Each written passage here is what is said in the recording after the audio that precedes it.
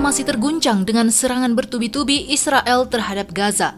Lebih sudah dari sebulan sejak peristiwa itu bermula, tepatnya pada 7 Oktober 2023 lalu. Namun, tak banyak memberi perkembangan berarti. Negara-negara dunia seolah lepas tangan terhadap konflik yang memakan ribuan korban nyawa ini. Beda hal saat Ukraina diinvasi Rusia. Amerika Serikat getol betul mendukung Ukraina agar terbebas.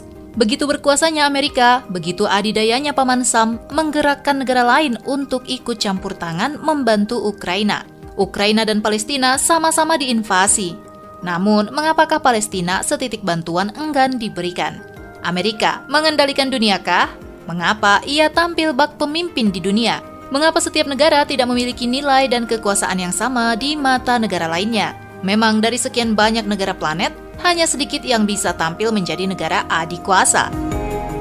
Dalam sejarah dunia, penaklukan negara satu oleh negara lainnya menjadi hal yang paling umum. Di masa lalu, negara adikuasa biasanya punya banyak wilayah jajahan atau koloni. Sementara negara adikuasa saat ini biasanya dilihat dari seberapa besar pengaruh ekonomi dan politiknya terhadap negara lain. Di masa lalu, negara dengan armada maritim dan tentara yang kuat biasanya menjadi negara adidaya. Negara-negara adidaya itu setelah abad ke-15 kebanyakan berasal dari Eropa yang memiliki koloni di Afrika, Asia, dan juga Amerika. Berkuasanya negara-negara barat itu terdorong oleh gold, kekayaan, gospel, penyebaran agama, dan juga glory, kejayaan yang berupa kekuasaan yang besar. Perdagangan mencari rempah-rempah menjadi permulaan dari imperialisme bangsa barat sebelum abad ke-18, dan setelah abad ke-19, jenis komoditasnya terus bertambah. Penasaran mana saja negara-negara yang menjadi negara adikuasa di zaman dahulu? Berikut kami rangkum negara-negara tersebut dari berbagai sumber. Spanyol. Negara ini dianggap sebagai salah satu pelopor penjelajahan samudra. Ratu Isabella dari Spanyol ikut mendanai pelayaran samudra. Spanyol adalah yang mendanai ekspedisi maritim yang dipimpin oleh Christophorus Columbus, meski Columbus sendiri berasal dari Genoa, Italia. Semua tahu Columbus berhasil mencapai benua Amerika di tahun 1492. Setelahnya, sekitar separuh benua Amerika menjadi daerah koloni dari Spanyol.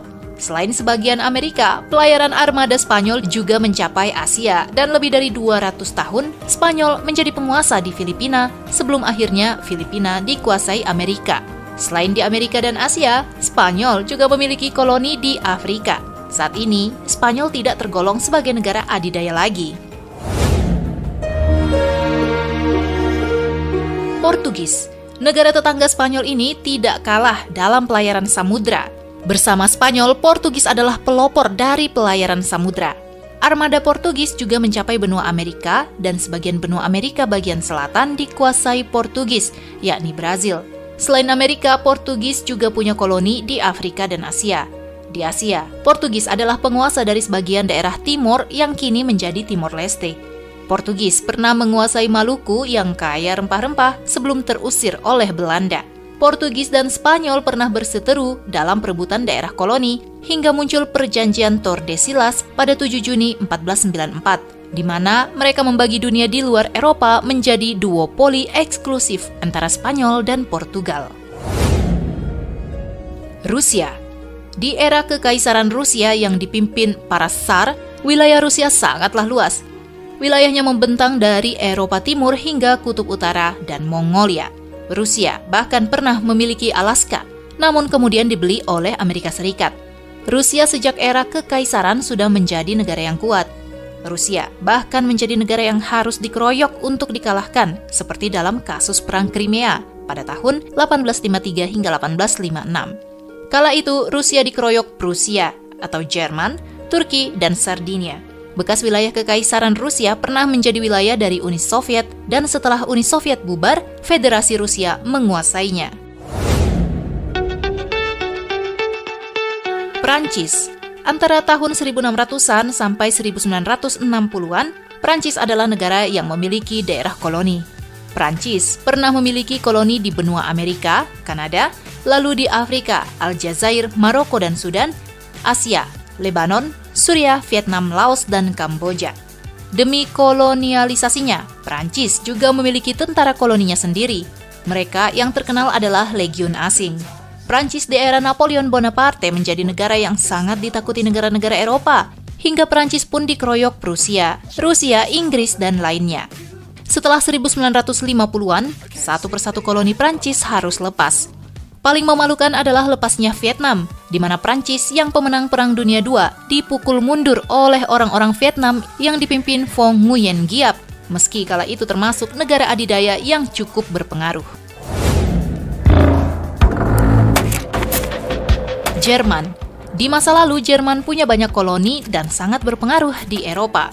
Raja-raja di Eropa satu sama lain punya hubungan darah. Dalam sejarah Jerman, dulu ada kerajaan Prusia. Di masa lalu, Prusia sangat luas dan sebagian wilayahnya sekarang menjadi milik Jerman, Polandia, Rusia, Lituania, Denmark, Belgia, Republik Ceko, dan Swiss. Wilayah kekuasaannya tentu saja berubah-ubah dari waktu ke waktu.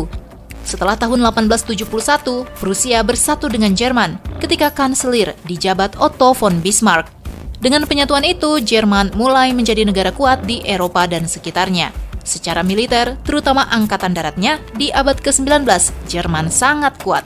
Di abad ke-20, Jerman dikalahkan dalam Perang Dunia I antara tahun 1914 sampai 1918 dan setelahnya era kerajaan berakhir. Setelah Hitler naik, Jerman pernah berkuasa bangkit menjadi negara adidaya. Namun, Jerman dikalahkan lagi dalam Perang Dunia II antara tahun 1939 sampai 1945. Setelah 1945, Jerman menjadi negara kuat berkat industrinya. Tapi, Jerman tak termasuk dalam negara adidaya penguasa di Perserikatan Bangsa-Bangsa. Turki. Di masa lalu, sebelum Mustafa Kemal Pasha berkuasa di Turki dan menjadi tokoh nasionalis dunia, Turki adalah negara adidaya di Asia Barat dan sisi selatan Eropa, Balkan. Sejarah Turki tentu saja terkait dengan Kekaisaran Utsmaniyah atau Turki Utsmani. Kekaisaran Turki adalah hasil penaklukan Konstantinopel oleh Mehmed II pada tahun 1453, yang dengan itu Imperium Romawi Timur berakhir. Setelahnya, Turki dengan armada daratnya yang kuat masuk ke Eropa, bahkan menaklukkan Balkan. Turki sebelum 1914 adalah negara yang kuat di Asia dan di Eropa. Setelah Perang Dunia I berakhir dengan kekalahan Turki, Kesultanan Turki bubar pada tanggal 1 November 1922. Setelahnya, negara-negara baru bermunculan, salah satunya Arab Saudi berkat bantuan Inggris. Wilayah Arab Saudi pernah dikuasai Turki sebelum tahun 1914. Turki tentu saja sangat berpengaruh di dunia Islam dan menjadi negara Muslim terkuat di masa-masa bangsa Barat menjajah bangsa-bangsa di Asia dan Afrika. Turki adalah satu-satunya negara Islam yang pernah menjadi negara adidaya di dunia. Inggris. Alasan penting mengapa bahasa Inggris menjadi bahasa internasional, salah satunya karena Inggris adalah penjajah terbesar di dunia. Sebelum menjadikan sebagian daerah Asia, Amerika dan Afrika sebagai koloninya, Inggris terlebih dahulu menjajah daerah di sekitarnya seperti Irlandia. Inggris berhasil menguasai beberapa daerah seperti India, Burma, Jazirah Malaya maupun benua Australia. Revolusi Amerika pada tahun 1787 adalah kabar buruk bagi Inggris. Kemerdekaan Amerika Serikat membuat wilayah koloni berkurang hingga kemudian Australia berkembang. Setelah tahun 1945, ketika banyak negara-negara baru lahir di Asia dan Afrika, Inggris kemudian merelakan kemerdekaan masing-masing daerah koloninya. Namun, di antaranya masih menjadi bagian dari persemakmuran Inggris. Setelah 1945, Inggris masih termasuk negara kuat di dunia.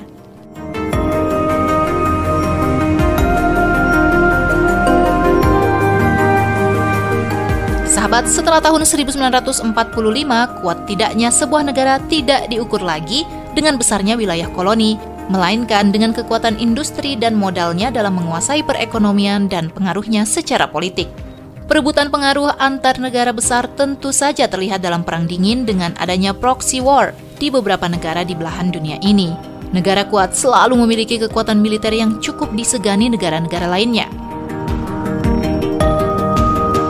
Dan itulah tadi sejumlah negara adik kuasa dunia di zaman dulu. Apakah kamu setuju jika mereka sebenarnya masih mempunyai kuasa yang cukup besar saat ini? Tulis komentarmu ya. Akhirnya, terima kasih telah menonton. Semoga video ini dapat menambah wawasanmu. Sampai jumpa di video mendatang dan tetap jaga kesehatan. Bye-bye.